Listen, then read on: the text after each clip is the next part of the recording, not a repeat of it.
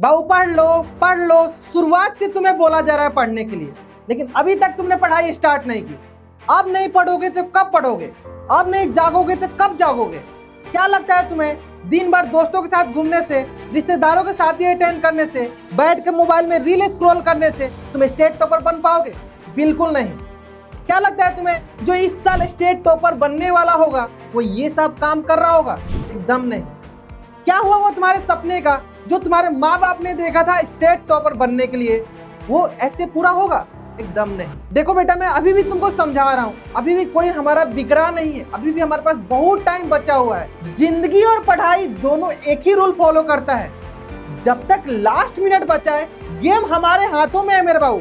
अगर अभी तुमने स्टार्ट नहीं किया तो मान लो तुम बहुत पीछे चले जाओगे, रेस से बाहर हो जाओगे। तो मैं आज आपको बताने वाला हूँ वो 45 डेज स्ट्रेटजी, वो एक स्ट्रेटजी जिसकी मदद से तुम अपना सिलेबस के साथ साथ रिवीजन भी कर पाओगे, मॉक टेस्ट भी लगा पाओगे, और वो जो तुम्हारा सपना जो तुम्हारे माँ बाप ने देखा है तुम्हारे लिए स्टेट टॉपर बनने का, उसको जरूर पूरा कर पाओगे। इसके लिए सबसे पहला काम, अभी कॉपी पेन लेकर बैठ जाओ। मैं यहाँ पे कोई कथा प्रवचन नहीं देने आया हूँ, कथा प्रवचन सुने और सुनकर चले गए। मैं आज आपको वो बताने वाला हूँ जो आपका जिंदगी चेंज कर सकता है, जो आपके सपनों को पूरा कर सकता है। तो मैं जो भी कुछ बताऊंगा सब कुछ आपको नोट डाउन करना है। तो सबसे पहले आप नोट डाउन कीजिए अपना सिलेबस। हमें पता होना चाहिए कि मेरा सिलेबस क्या है। तो अपना सिलेबस से स्टार्ट होता है वास्तविक संख्या से और अंत कहाँ पे होता है? प्रायिकता पे। अब रही बात हमारे पास कुल कितने चैप्टर हो गए, तो कुल हमारे पास 15 चैप्टर हो गए। आपको करना क्या है? आपको एक खाली पेज लेना है, ब्लैंक शीट लेना है, उस पे क्या करना है? वास्तविक संख्या से स्टार्ट करना है और प्रायिकता तक आपको लिख लेना है, लाइन बाय लाइन, जैसे मैंने लिखा है। जैसे आप लिख लोगे, जहां पे भी आप बैठ के पढ़ते हो, जहां पे भी आपका स्टडी टेबल होगा, जस्ट उसके सामने इसको चिपका देना है। इससे होगा क्या?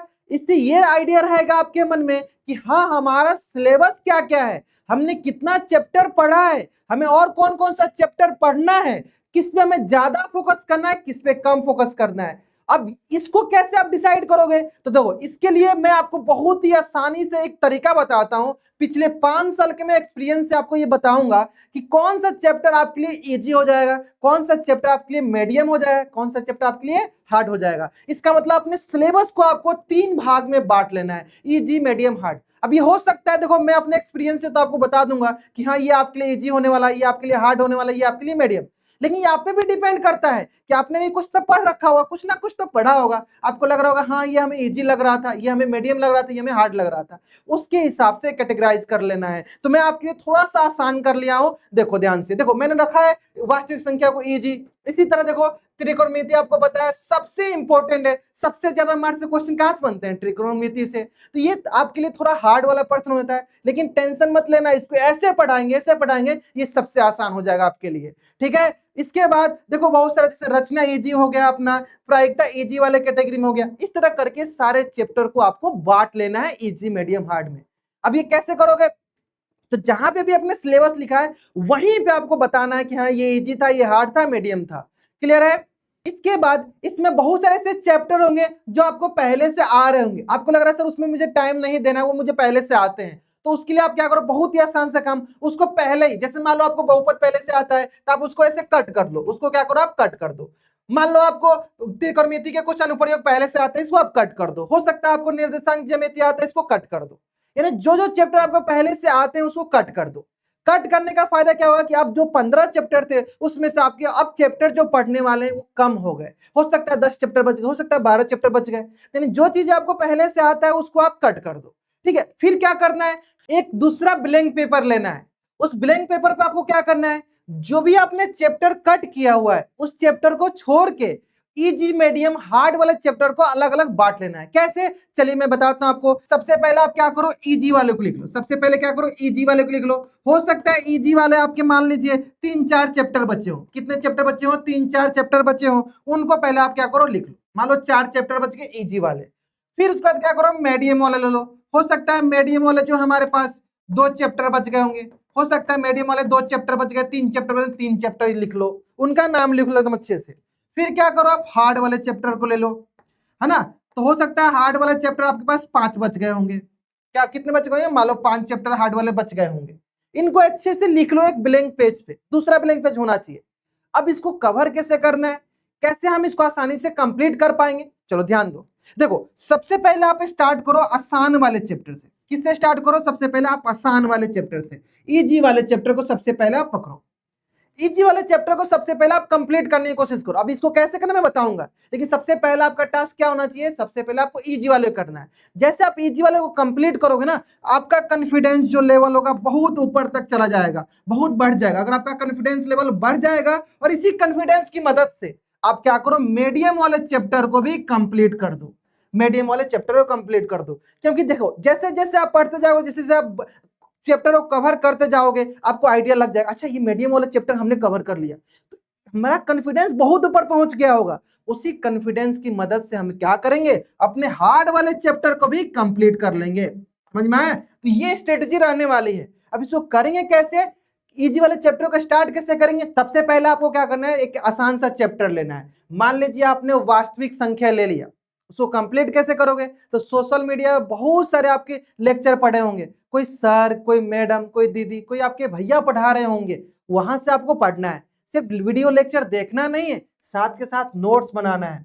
मान लीजिए मैं पिछले साल के जो टॉपर का नोट्स आपको दे दूं, तो क्या वो नोट्स से पढ़ के आप टॉप कर पाओगे? नहीं। देखो सेल्फ नोट्स बहुत इंपॉर्टेंट होता है। अपने नोट्स में आप स्टार मार्क करो, अंडरलाइन करो, ताकि जब रिवीजन करो तो आपको पता रहे कि हाँ ये इंपॉर्टेंट पॉइंट है। समझ में आया? जैसे आपका नोट्स कंप्लीट होता है, आप एनसीईआरटी के हर एक क्वेश्चन को बनाओ।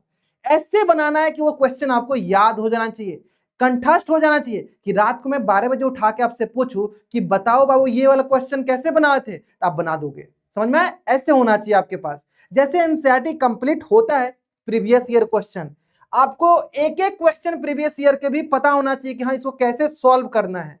अब जैसे प्रीवियस ईयर क्वेश्चन हम लगाते हैं ना, तो हमें आइडिया लग जाता है कि कौन सा क्वेश्चन इंपॉर्टेंट है, किस प्रकार के क्वेश्चन बार बार एग्जाम में पूछे जा रहे हैं। अब उस प्रकार के क्वेश्चन हमें प्रैक्टिस करने होंगे, तो कैसे प्रैक्टिस करेंगे? तो अलग से एडिशनल आप बुक ले सकते हो, डॉक्टर केसी सिन्हा का बुक है, वहां से आप प्रैक्टिस कर सकते हो। अब रही बात, देखो क्या होता है, इतना अच्छे से हम पढ़ने के बाद हम रिवीजन करना भूल जाते हैं। लेकिन आपको पता है रिवीजन बहुत इंपॉर्टेंट है। अब रिवीजन कैसे करना मैं आपको तरीका बताता हूं। मान लो पहले आपने एक इजी चैप्टर कंप्लीट किया, फिर दूसरे इजी चैप्टर पर आप चले गए, तब दूसरे इजी चैप्टर पढ़ने से पहले आप पहले इजी चैप्टर को एक बार रिवाइज जरूर करो। ऐसे करते करते मान लो आपने 2 चैप्टर कंप्लीट किया, तीसरे चैप्टर पे गए आप, तो पहला दूसरा चैप्टर आपको रिवाइज करते रहना है तीसरा चैप्टर पढ़ने से पहले। ऐसे करते करते पहले इजी कंप्लीट करो, फिर मीडियम कंप्लीट करो, फिर हार्ड कंप्लीट करो। हार्ड पे पहुंचने से पहले आपको इजी मीडियम को बार बार रिवाइज करते रहना है। आपको रिवीजन नहीं भूलना है। अगला दिन पढ़ने से पहले पिछला सारा कुछ रिवाइज होना चाहिए। जैसे आपका रिवीजन कंप्लीट हो गया, रिवीजन इन द सेंस सारा चैप्टर कंप्लीट हो गया, उसके बाद आपको यहाँ रुकना नहीं है। एग्जाम की तैयारी, एग्जाम के लिए वेट नहीं करना कि एग्जाम कब है। आपको मॉक टेस्ट लगाना है, सैंपल पेपर लगाना है, प्रैक्टिस करते रहना है। इसकी आदत होनी चाहिए आपको। क्यों? क्योंकि मान लो अगर आपने प्रैक्टिस नहीं किया, सैंपल पेपर नहीं लगाया, मॉक टेस्ट नहीं लगाया, एग्जाम में आपको टाइमिंग की प्रॉब्लम हो जाएगी कि सर मुझे सारे क्वेश्चन आते थे लेकिन फिर भी मेरा क्वेश्चन छूट गया। क्यों? क्योंकि आपने मॉक नहीं लगाया था, आपने टाइम के अंदर रख के क्वेश्चन नहीं सॉल्व किया था। तो ये काम करना होगा। अब होता क्या है बाबू, देखो ये काम ना मुश्किल से 2 से 3% बच्चे ही कर पाते हैं, क्योंकि अधिकतर बच्चों का ये कहना होता है सर मुझे वीडियो लेक्चर ही नहीं मिल रहे थे, सर मुझे प्रीवियस ईयर क्वेश्चन ही नहीं मिल रहा था, सर आपने जो इंपॉर्टेंट क्वेश्चन बताया था केसी सिन्हा से वो मुझे समझ ही नहीं आ रहा था कौन सा इंपॉर्टेंट है, कैसे करना है, सर मैं रिवाइज नहीं कर पा रहा हूं, सर मैं प्रैक्टिस नहीं कर पा रहा हूं। बहुत सारे बच्चों का प्रॉब्लम आता है। तो देखो इसके लिए ना मैं आपको सीरियस होकर बता रहा हूं। देखो बाबू आपके लिए मतलब हम लोग इतना सोच रहे हैं कि हाँ मेरे बच्चे हो, आप लोग करोगे, आप लोग मैं ये दूंगा तो आप लोग कर पाओगे। देखो मैं आपको एक रास्ता बता दिया हूं। अब इस रास्ता का सोल्यूशन क्या है? अगर आप सच में सीरियस हो, सच में सीरियस हो और ये सब कुछ करना चाहते हो, तो आपके लिए एक मात्र सोल्यूशन है। वो क्या है? हमारा अभय बिहार बोर्ड। वो क्या है? अपना अभय बिहार बोर्ड। अब देखो अभी तक मैंने जितना भी चीजें बताया वो सब कुछ हम यहाँ पे कराएंगे। इसमें देखो और क्या क्या हम कराने वाले हैं आपको, ध्यान दो। जो आपको वीडियो लेक्चर का सबसे ज्यादा प्रॉब्लम हो रहा था, वो प्रॉब्लम यहाँ पे तो दूर ही हो गया। कैसे? ध्यान दो। उसका रोड मैप क्या होने वाला है? सबसे पहले हम वीडियो लेक्चर नहीं, हम आपको लाइव लेक्चर देंगे, हम लाइव पढ़ाएंगे।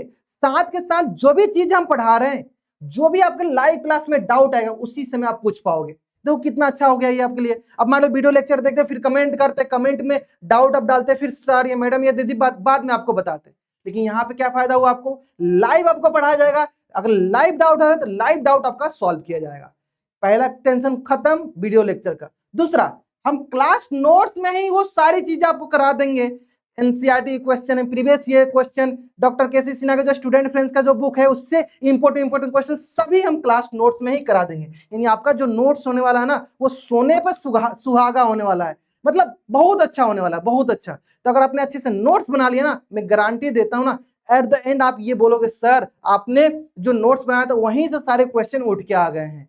समझ में आया ना। देखो दिन में हम लोग क्या करने वाले हैं, एनसीईआरटी पीवाईक्यू मैंने बता ही दिया, ये सारी चीज हमारे नोट्स में ही मिल जाएंगे आपको। एक सप्ताह में 4 से 5 क्लासेस होने वाली हैं, उसी में आपका सब कुछ कवर करा दिया जाएगा। इसके अलावा जो टेस्ट की बात है, जो मैंने बताया मॉक टेस्ट के लिए, तो हम लोग 3 प्रकार से प्रिपरेशन किए हैं। पहला क्लास वर्क, होमवर्क।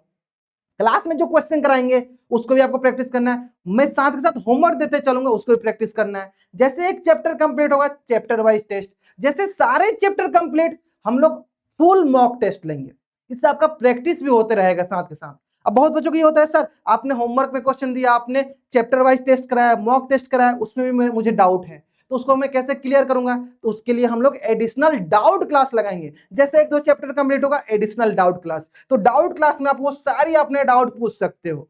इसके अलावा देखो एक और हम आपके लिए बेनिफिट लेकर आए, वो क्या है, कैलकुलेशन ड्रिल। अब होता है कि बहुत बच्चों को वर्ग निकालने में, वर्गमूल निकालने में, घन निकालने में, घनमूल निकालने में बहुत प्रॉब्लम होती है। इस प्रॉब्लम का सॉल्यूशन क्या है, एकमात्र सॉल्यूशन अब है बिहार बोर्ड। ठीक है, मैं यहाँ पे आपको सब कुछ का शॉर्ट ट्रिक सिखाने वाला हूँ, सब कुछ का शॉर्ट ट्रिक सिखाने वाला हूँ। देखो देखो बेटा, मतलब एक टीचर होने के नाते मैं आपको कामयाबी का वो रास्ता बता सकता हूँ, मैं कामयाबी का रास्ता बता सकता हूँ, हाँ ये कामयाबी का रास्ता है, लेकिन चलना तो आपको खुद ही होगा, चल के तो जाना आपको खुद ही होगा। अब आप पे डिपेंड करता है कि आप चल के जाना चाहते हो या नहीं जाना चाहते हो। देखो अभी आपका कामयाबी का रास्ता क्या है, अब है बिहार बोर्ड। अगर अभी अभी आप उसमें इनरोल करा लेते हो, अगर अभी से तुम थोड़ा सीरियस हो जाते हो कि हाँ सर ने जो बताया अगर ये मैं फॉलो कर लूं तो मेरा भला हो जाएगा, मेरा नैया पार हो जाएगा, ऑफकोर्स पार हो जाएगा। ठीक है, तो अब इसमें आपको इनरोल कैसे कराना है, तो इसमें इनरोल कराने का बहुत ही आसान सा तरीका इसी वीडियो के डिस्क्रिप्शन में आपको लिंक मिल जाएगा और वहां से जाके आपको इनरोल हो जाना है। तो अंत में मैं आपसे यही बोलना चाहूंगा, ये 45 दिन, मात्र ये 45 दिन आपका लाइफ चेंज कर देगा। आप जो सोचे थे, जो आपके माँ बाप ने आपके लिए सोचा था कि मेरा बेटा कभी स्टेट टॉपर बनता, वो जरूर कर पाओगे। तो आज से ही स्टार्ट करो, सारा डिस्ट्रैक्शन बंद करो, हर दिन अपना बेस्ट वर्जन लाने की कोशिश करो। समझ में आया? तो चलो शुक्रिया एवरीवन, मिलते हैं हम लोग अभय बैच में।